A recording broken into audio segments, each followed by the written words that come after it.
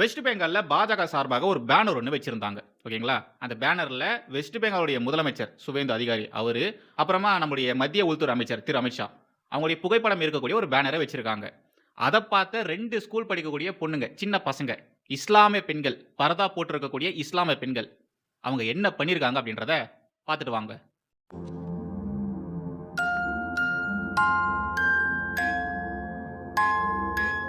2 இஸ்லாமிய பெண்கள். என்ன பொறுத்தவரைக்கும் அந்த பெண்கள் குழந்தைங்க. ஸ்கூல் படிக்கிற பசங்க. ஸ்கூல் படிக்கக்கூடிய குழந்தைகளுடைய மண்டையில எப்படி இப்படிப்பட்ட விஷயங்கள் எல்லாத்தையுமே திணிச்சு வச்சிருக்காங்க? பிஞ்சு மனசுல எப்படி இவனுங்களால நஞ்சு விதைக்க முடிஞ்சது? பாரத பிரதமர, மத்திய அமைச்சர்கள, மாநிலத்துடைய முதலமைச்சர இத மாரிலாம் அவமானப்படுத்தணும். இத மாரிலாம் செய்யணும். இதெல்லாம் செஞ்சா தான் நீ உண்மையான முஸ்லீம் அப்படின்ற மாரிலாம் யார் இந்த பசங்களுடைய மண்டைய கழுவி விட்டு இப்படிப்பட்ட விஷயங்கள ஏத்தி விட்டுருப்பானுங்க? வேற யாரா இருக்கும்?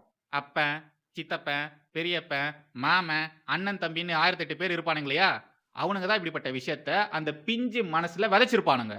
என்ன மாரியான விஷயத்த இவனுங்க அடுத்தடுத்த தலைமுறைக்கு ஊட்டி வளர்க்குறானுங்கன்றத பாருங்க. இந்த சின்ன பசங்க எப்படி பிஹேவ் பண்றாங்கன்றத பாருங்க. "ஒரு பான சோத்துக்கு ஒரு சோறு பதம்னு" சொல்ற மாரி இந்த 2 இஸ்லாமிய பெண்கள், 2 குழந்தைங்க இவங்க பண்ண விஷயத்த பாருங்களேன். யாரும் அந்த பசங்கள ஃபோர்ஸ் பண்ண மாரிலாம் தெர்ல. அந்த பசங்க நடந்து போதுங்க. பேனர பார்த்த உடனே இது மாரி எட்டி உதைச்சு அந்த பேனர கிழிக்க ட்ரை பண்ணியிருக்குங்க.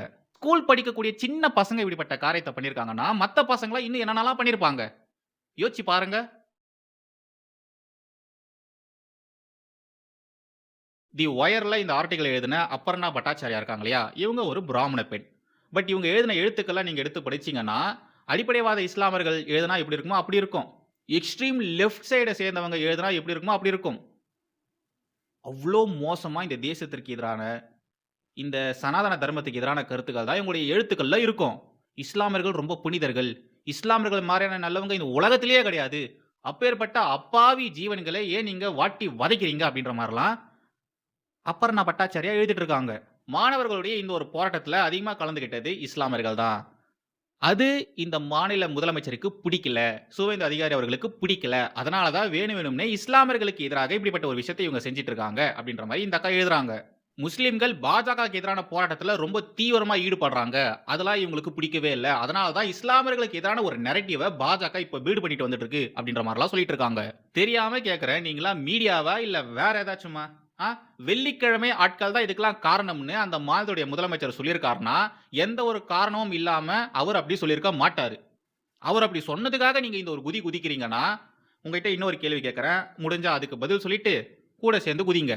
ஏன் ஒவ்வொரு முறையும் அரசுக்கு எதிராக நடக்கக்கூடிய போராட்டங்கள்ல இஸ்லாமியர்கள் அவ்ளோ தீவிரமா ஈடுபடுறாங்க? அங்க போராட்டம் செய்யக்கூடிய நபர்களுக்கு ஆதரவாக அவங்களுக்கு தேவையான விஷயங்கள ஏன் இவங்க எல்லாருமே செஞ்சு குடுக்குறாங்க? இந்த டெல்லி போராட்டத்துல 35 நாள், 40 நாள் 35 நாள் தான் நெனைக்கிறேன். 35 நாளைக்கு ஒரு இஸ்லாமியர் எல்லாருக்குமே சோறு போட்டாரு. டீ, காஃபி, சமோசா இது எல்லாமே அவருடைய சொந்த காசுல அங்க இருக்கக்கூடிய நபர்களுக்கு வாங்கி குடுத்தாரு. அவருக்கு எது இவ்ளோ காசு? யார் ஃபண்ட் பண்றா? இவருக்கு பின்னாடி யார் யாரெல்லாம் இருக்காங்கன்னு சொல்லிட்டு, அரசு விசாரணை பண்ணியிருக்கு. இந்த விசாரணை போக்கானது அவருடைய வாழ்க்கைய டோட்டலா மாத்திருக்கு. कम से कम ये तो होता कि एक बार कम से कम उनसे हाथ मिला लेते, उनसे 2 शब्द कह लेते या उनके 2 शब्द सुन लेते. आदमी जानवर भी रखता है तो घर में उसके साथ भी उससे मोहब्बत हो जाती है, वो तो फिर भी मानव जाति है. हम किसी जात की बात नहीं कर रहे, कोई हिंदू या किसी उसकी बात नहीं कर रही, लेकिन एक रिश्ता तो कायम हुआ है. और सच आपको में लग रहा है वो रिश्ता क्या टूट रहा है? नहीं टूट नहीं रहा है हमारे, लेकिन दिल क्यों टूट रहा है ये? हम ये अफसोस रहेगा कि मतलब अब जीवन में वो लोग शायद ही कभी मिल पाए, और हम उनके साथ होते तो हमसे शेयर करते, 1-2 बात वो हमें बोलते, हम उनको बोलते. लेकिन मैं खुश हूँ जिस चीज़ के लिए हम लड़ रहे थे वो चीज़ प्राप्त हो गई. बाकी ईश्वर जो करता है. कभी ना मिल पाए ये कैसे सोच रहे हो? हम उनके नंबर नहीं है बहुत सारों के हमारे पास, उनके कॉन्टैक्ट्स नहीं है. இவரு இந்த இஸ்லாமியர் யாருக்காக இத்தனை காரியத்தையும் செஞ்சாரு? அந்த சிஜேபி ஃபவுண்டர் அபிஜித் அவனுக்காக தான் செஞ்சாரு. தர்மேந்திர பிரதான் அவர்கள் ராஜினாமா செஞ்சதுக்கு அப்புறமா அவங்க எல்லாருமே பார்ட்டி வைக்கிறாங்க. சந்தோஷமா ஜாலியா செலிப்ரேட் பண்றாங்க.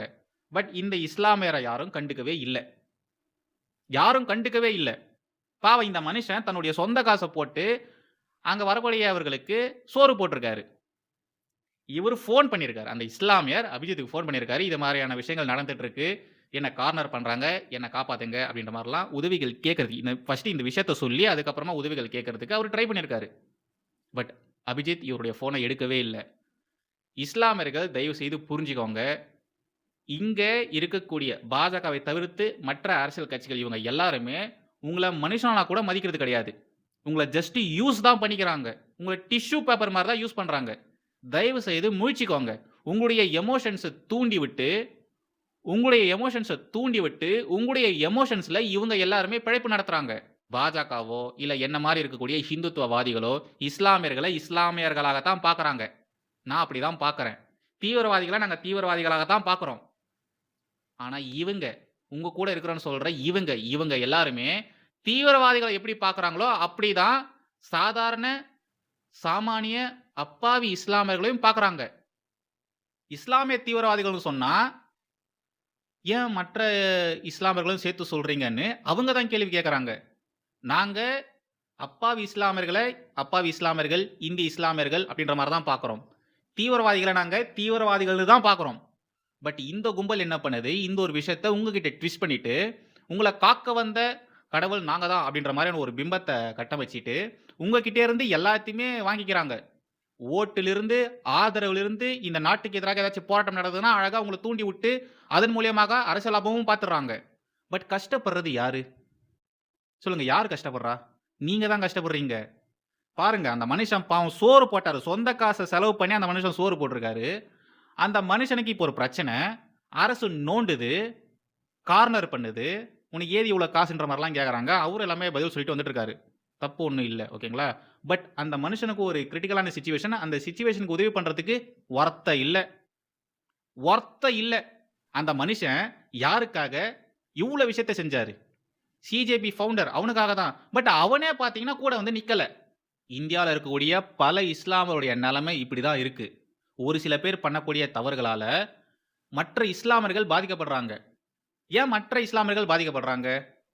இதோ இந்த எதிர்க்கட்சிகள் தான். பாஜகவுக்கு எதிராக அரசியல் பண்றோம்னு சொல்லிட்டு இங்க சுத்துறாங்க இல்லையா? அவங்க தான் உங்கள யூஸ் பண்ணிக்கிறாங்க. உங்களுடைய எமோஷன்ஸ வச்சு இங்க அரசியல் பண்றாங்க. தயவு செய்து இந்த ஒரு விஷயத்த புரிஞ்சுக்கோங்க. இதுக்கப்புறமா போராட்டம், கீராட்டம்னு சொல்லி யாராச்சும் உங்கள தூண்டி விட்டாங்கன்னா, வாங்க வந்து போராடலாம் அப்படின்ற மாரிலாம் கூப்பிட்டாங்கன்னா, தயவு செய்து போகாதீங்க. முக்கியமா இங்க இருக்கக்கூடிய கூத்தாடிகள். இந்த கூத்தாடிகள் கோடிக்கணக்கான சம்பளத்த வாங்கிக்கிட்டு, அழகா வீட்ல உட்கார்ந்துகிட்டு, ஜாலியா ஜம்முன்னு இருந்துகிட்டு, சோசியல் மீடியால உங்கள தூண்டி விடுவாங்க. உங்கள ட்ரிகர் பண்ணி விடுவாங்க. நீங்க ட்ரிகர் ஆயி போராட்டத்துல கலந்துகிட்டு, செய்யக்கூடாத விஷயங்கள செஞ்சீங்கன்னா, உங்க லைஃப் ஸ்பாயில் ஆயிடும். உங்க ஃபியூச்சர் நாசமா போயிடும். நெறைய பசங்க பாவம். அவங்களோட இன்டென்ஷன் அங்க போய் கலவரம் பண்றதுன்னு கிடையாது. பட் அங்க நடந்த ஒரு சில சினாரியோஸ் இருக்கு இல்லையா? அதெல்லாம் பார்க்கும்பொழுது அந்த மாப் மென்டாலிட்டி நாம எல்லாருமே ஜஸ்ட் ஹியூமன்ஸ் தான். ஓகேங்களா? நமக்கெல்லாம் ஒண்ணும் ஸ்பெஷல் பவர்லாம் ஒரு மண்ணும் கிடையாது. 10 பேர் என்ன செய்றாங்களோ, அத பார்க்கும்பொழுது ஆட்டோமேட்டிக்கா நாமளும் அத செய்வோம். நமக்கே தெரியாம நம்ம விரும்பாமயே அந்த ஒரு விஷயத்த செய்வோம். அப்படி செஞ்சவங்க தான் இப்போ விக்டிமா இருக்காங்க. பாவம் அந்த பசங்க அவ்ளோ விஷயங்கள் அனுபவிக்கிறாங்க. அசிங்கமா பேசியிருக்காங்க தான். மோடி குறித்து, மோடி தாயாரை குறித்து, மற்ற மத்திய அமைச்சர்களை குறித்து, இந்த தேசத்தை குறித்து, பிரபு ஸ்ரீ ராமரை தொட்டு அயோத்தியா கோவிலிலிருந்து எல்லாத்தையுமே இழுத்து வச்சு பேசியிருக்காங்க. உண்மையாலேயே அந்த பசங்களுக்கு அதுக்கு பின்னாடி இருக்கக்கூடிய அரசியல் குறித்து எந்த ஒரு புரிதலும் கிடையாது. பட் அந்த பசங்க பேசியிருக்காங்க. என்ன ஏதுன்னே தெரியாம பேசியிருக்காங்க. இப்போ முழிக்கிறாங்க. ட்ராப்ல சிக்கின எலின்னு சொல்லுவாங்க இல்லையா? அத மாரி இந்த பசங்க போராட்டத்துக்கு போறோம். ஒரு நல்ல விஷயத்துக்காக நம்ம போராட்டம் பண்றோம்னு நெனச்சுக்கிட்டு இந்த பசங்க போயிருக்காங்க. பட் எல்லாமே மாறி போயிருக்கு. அந்த ட்ராப்லயே இந்த பசங்க ஸ்டக் ஆயி நிக்கிறாங்க. ட்ராப்ல ஃபுல்லாவும் மாட்டிக்கல. ஃபுல்லா வெளியவும் வரல. அந்த ட்ராப்ல ஸ்டக் ஆயி மாட்டின்னு இருக்காங்க.